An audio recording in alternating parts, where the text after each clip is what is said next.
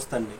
జగన్మోహన్ రెడ్డి పైన ద్వేషాన్ని పెంచాలన్నటువంటి ఉద్దేశంతో, ఒక మంచిని చెడుగా వక్రీకరించి వ్రాయాలన్నటువంటి ఉద్దేశంతో ఒక చక్కని నిజాన్ని బయటకు తెచ్చింది ఈనాడు.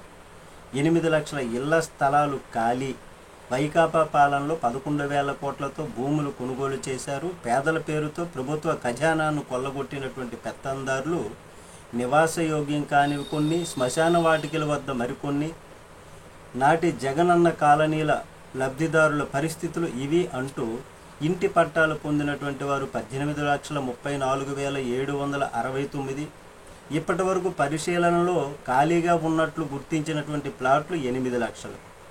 అంటే దీన్ని బట్టి మనకేం అర్థం అవుతుందండి? 10 లక్షల మంది ఇల్లు కట్టుకున్నారు అని వీళ్ళే చెబుతున్నారుగా.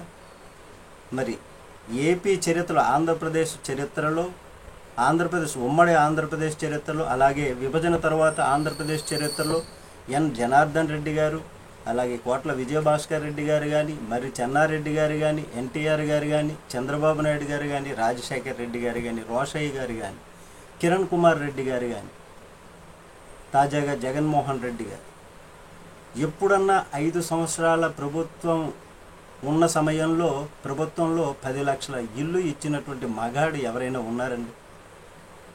అట్లాంటి సీఎం ఎవరైనా ఉన్నారండి? ఉమ్మడి ఏపీలో కానీ, విభజన ఏపీలో కానీ. మరి ఇట్లాంటివి రాసుకొచ్చినటువంటి దుస్థితి. 18,34,000 ఇళ్ల పట్టాలు ఇచ్చేటటువంటి సీఎం ఎవరైనా ఉన్నారా? అందులో 8 లక్షలు ఖాళీగా ఉన్నాయి, 10 లక్షలు ఇల్లు కట్టుకున్నారు అన్నటువంటి విధంగా మీరే కదా చెప్తున్నారు. ఊరు చివర కట్టి ఊరు చివర ఇచ్చారు, శ్మశాన వాటికల పక్కన ఇచ్చారు, నివాసయోగ్యం కానివి అంటూ రాసేటటువంటిది. మరి వాంబే కాలనీలు ఎక్కడ కట్టారండి? ఊరు చివర్లలోనే కదా. టిట్కో ఇల్లు ఎక్కడ ఉన్నాయండి? ఊరు చివర్లలోనే కదా కట్టించారు. మరి ఉచిత ఇల్లు కానీ పట్టాలు కానీ ఇచ్చేటప్పుడు ఎక్కడ ఇవ్వగలుగుతారండి? ఊరు మధ్యలో సాధ్యపడుతుందా? సాధ్యపడదు. మరి ఊరు చివర్లలోనేగా ఇస్తారు. లేదు దాంట్లో తినేశారు, వాళ్ళు తినేశారు అని. మరి వాళ్ళు తినలేదా, వీళ్ళు తినలేదా?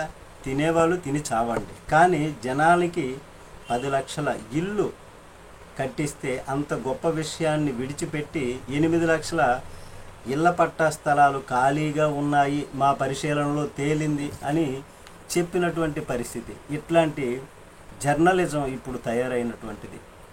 ఉన్న గొప్పని రాయరు, అందులో ఉన్నటువంటి ఏదైనా మిగిలిపోతే అట్లాంటి వాటిని రాస్తారు. ఈ జర్నలిజం, ఇలాంటి జర్నలిజం ఉన్నటువంటి ఈ నేటి సమాజం.